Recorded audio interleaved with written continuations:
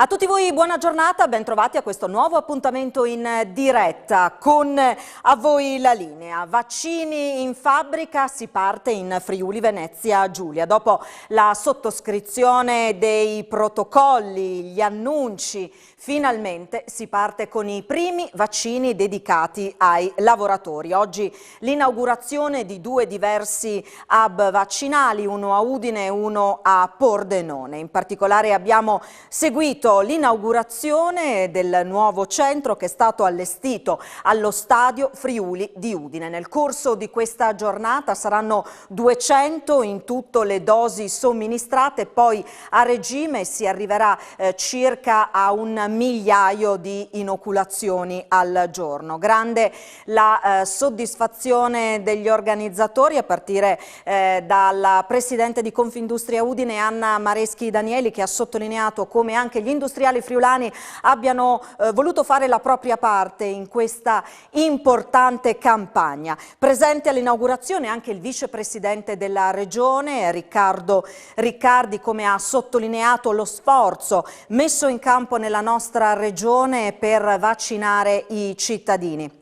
Riccardi ha ricordato i noti problemi relativi alle adesioni e ha invitato ancora una volta i cittadini a vaccinarsi. Stiamo percorrendo l'ultimo miglio di questa pandemia, ha detto Riccardi, è importante, fondamentale, lo sarà anche durante l'estate il rispetto delle regole, ma resta fondamentale vaccinarsi. Riccardi poi fa anche il punto dell'evoluzione della pandemia in Friuli Venezia Giulia, dati confermati da zona bianca per la nostra regione. Sentiamo Riccardi. Altro hub vaccinale, questo dedicato ai lavoratori delle aziende friulane. Sì, un altro, ma anche simbolicamente non solo un altro, perché dicevo prima, abbiamo il generale di Alpini, abbiamo il capo della protezione civile, ci mancava l'Udinese, lo Stadio Friuli. È un altro grande passo avanti, quindi poi un'organizzazione veramente importante che evidentemente è frutto delle competenze e anche dell'esperienza che fino adesso abbiamo fatto, quindi sicuramente è un altro luogo nel quale poter guardare con fiducia al futuro. Noi abbiamo lavorato davanti a quello che non si conosceva, e quindi anche alle regole che abbiamo applicato abbiamo cercato di dare le migliori soluzioni possibili per uscire fuori da questa storia. Adesso siamo di fronte all'ultimo miglio e speriamo che questo ultimo miglio sia percorso continuando ad avere gli indicatori che stiamo avendo. L'RT oggi fortunatamente cala, a 0,66, le regole ci dovrebbero far sperare su soluzioni positive in termini di colori nel prossimo futuro. Questo però non può essere un liberi tutti, è importante che questo ce lo diciamo.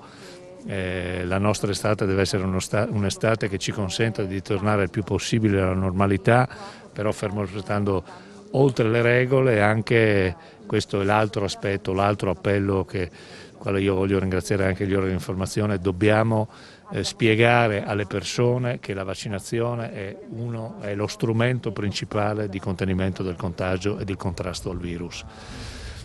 Abbiamo ancora un lavoro importante da fare sulle adesioni e quindi è chiaro che occasioni come queste ci aiutano ad andare in questa direzione. C'è il tema della prevenzione, rispetto al quale lei sta insistendo molto. Secondo me noi scontiamo un ritardo in investimenti in misure di promozione della salute, e la salute non è soltanto sanità, perché la sanità, nel momento in cui abbiamo bisogno della sanità, c'è un prima e c'è un dopo.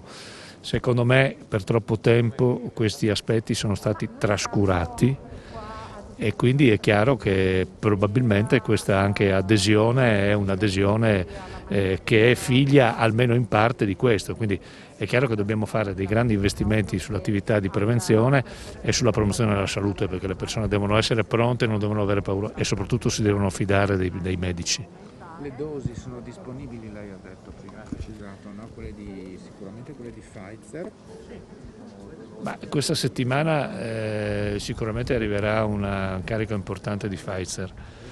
abbiamo delle incertezze rispetto ad AstraZeneca e Moderna, però le dosi che di Pfizer ci arriveranno sono dosi numericamente importanti, quindi oggi noi siamo ad una capacità vaccinale importante che sta tra le 70 e 80 mila, questo è il servizio pubblico che è in grado di farlo alla settimana.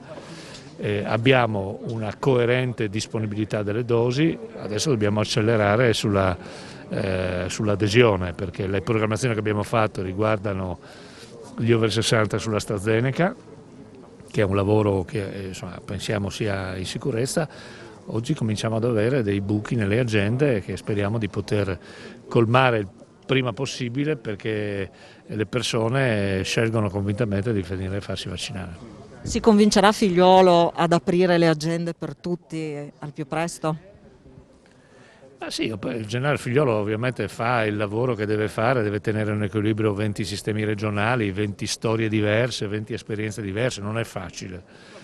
Però io credo che dopo questo passaggio, adesso noi stiamo declinando l'ulteriore passaggio che il generale Figliuolo ci ha autorizzato a fare, cioè consentire a una giornata vaccinale alle attività produttive è un'altra declinazione che in maniera intelligente dobbiamo cercare di applicare. Quindi bisogna avere un po' di fantasia, mi pare che la fantasia non manchi, abbiamo visto Villa Manin, il risultato di Villa Manin, ora vediamo lo Stadio Friuli e non preoccupatevi che ci inventiamo ben anche qualcos'altro. Oggi abbiamo voluto fare un'attività sperimentale perché i modelli devono essere messi in sicurezza e guardate che il problema della vaccinazione è naturalmente l'aspetto centrale di questo percorso, ma non dobbiamo dimenticarci che c'è tutta un'attività precedente che prevede, che mette in sicurezza tutti gli elementi necessari per arrivare alla vaccinazione.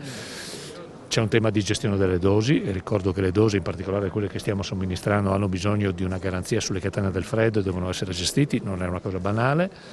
Le farmacie sono in campo, anche le farmacie pubbliche sono in campo su questa gestione, e poi ci sono altri aspetti legati alla gestione dei dati, stiamo parlando dei dati, del trattamento dei dati nel rispetto delle norme della privacy, stiamo parlando di gestione dei dati che entrano in un sistema protetto che riguardano tutte le informazioni legate alla nostra salute.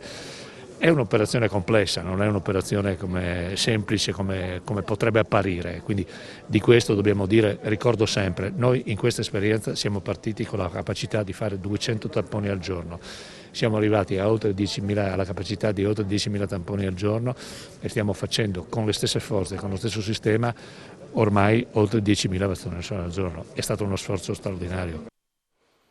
Presente all'inaugurazione anche l'assessore regionale alle attività produttive Sergio Bini, che proprio lo scorso fine settimana ha testato personalmente il sistema della vaccinazione nella nostra regione. Vediamo.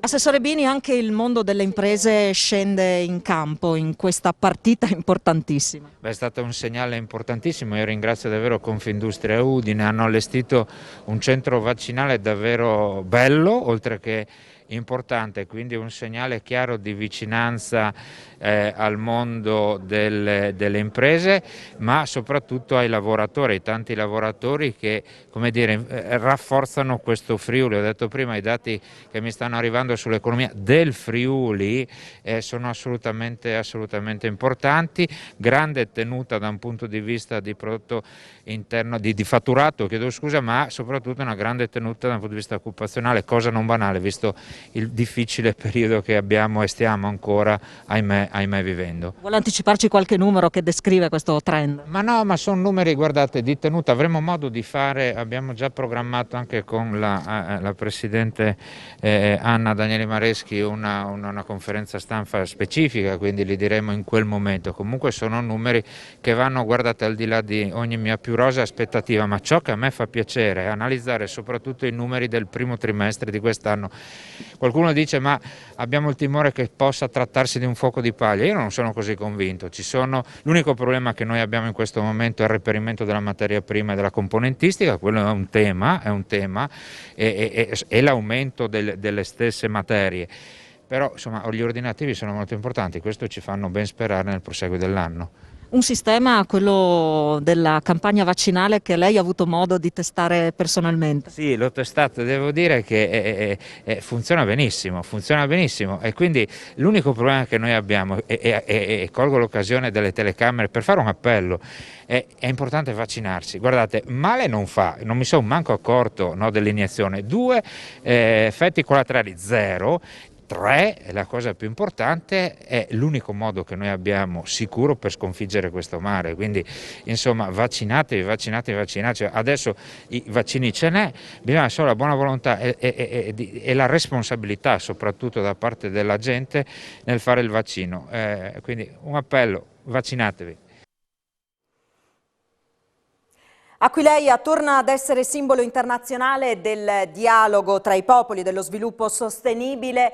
Ieri in Basilica un evento d'eccezione organizzato dal Dicastero per il Servizio dello Sviluppo Umano della Commissione Vaticana Covid-19 e dall'Ente Friuli nel Mondo.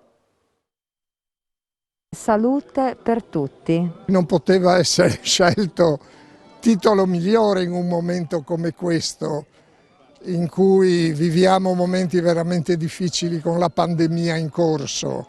Quindi scegliere Aquileia, scegliere questa basilica che è madre un po' di molti popoli e tribù d'Europa e scegliere questo tema, io penso che solo la lungimiranza della Santa Sede riusciva a coniugare tutto questo e a portarlo ad Aquileia. Ente Friuli nel Mondo è co-organizzatore di questo importantissimo evento. Ma sicuramente l'Ente Friuli nel Mondo vanta radici lontane, come sono profonde le radici di questa terra, di questi friulani, frutto dell'emigrazione. Quindi come Ente Friuli nel Mondo noi vogliamo mantenere questi valori identitari che sono frutto del lavoro umano e in simbiosi ovviamente fra tutte le generazioni, fra la gran parte delle generazioni, in armonia con la natura. Noi oggi vogliamo brindare con un vino che rappresenta il frutto di questo lavoro e brindare a questo simbolo di un mondo per tutti in pace e in serenità. Il concetto del vino, a che cosa si riferisce? Ma oggi questo vino sarà presentato con un'etichetta di nome Isaia, l'Ente Friuli nel Mondo, la vite, le radici, i tralci che arrivano in tutti i 5 continenti, i loro germogli fruttano questo vino che è il simbolo dell'unione dei popoli, dell'aggregazione, della salute integrale. Banca Intesa sempre impegnata per la sostenibilità. Salute ha tante declinazioni, per cui salute finanziaria, equilibrio finanziario, che poi abilita anche una salute vera e propria e serenità nell'ambito della famiglia e dell'impresa. Salute per noi è effettivamente anche proprio la salute, quindi sono tante le iniziative che portiamo avanti per aiutare e sostenere e supportare proprio azioni volte al rafforzamento anche di quello che è il presidio e l'accesso, diciamo, alle cure, al sistema sanitario anche con soluzioni assicurative, e quindi devo dire lo guardiamo proprio a tutto tondo. Aquileia si conferma un luogo di incontro internazionale, in passato come oggi? Sì, diciamo che questo è un grande ritorno, è un grande appuntamento e sicuramente la testimonianza che quella che è la nostra grande eredità culturale ma soprattutto spirituale riecheggia ancora ed è sicuramente uno dei capisaldi, insomma, della nostra regione, ma in realtà di un territorio molto più esteso che la Mitteleuropa, l'Europa intera. Di qua la storia è passata, la storia della cristianità è passata e dobbiamo ringraziare appunto il Vaticano e anche le associazioni territoriali che hanno determinato questo grande appuntamento ad Aquileia. Assessore Gibelli, ancora una volta Aquileia e il Friuli al centro di uno scambio internazionale, di un confronto internazionale, un crocevia di questa regione. Sì, devo dire che Aquileia non era certo dovuto, io ringrazio i dicasteri vaticani che hanno pensato ad Aquileia, però è meritato per il ruolo che ha avuto Aquileia come punto di riferimento della cristianità in secoli assai travagliati e bui e tuttora l'impronta della nostra cultura fa in parte riferimento anche a quei secoli. Noi ci fermiamo qui, rimanete sintonizzati su Telefriuli perché tra pochissimo c'è l'appuntamento con In Giro, la nostra striscia quotidiana dedicata ai territori attraversati dal Giro d'Italia che si prepara ad arrivare in Friuli Venezia Giulia. Arrivederci.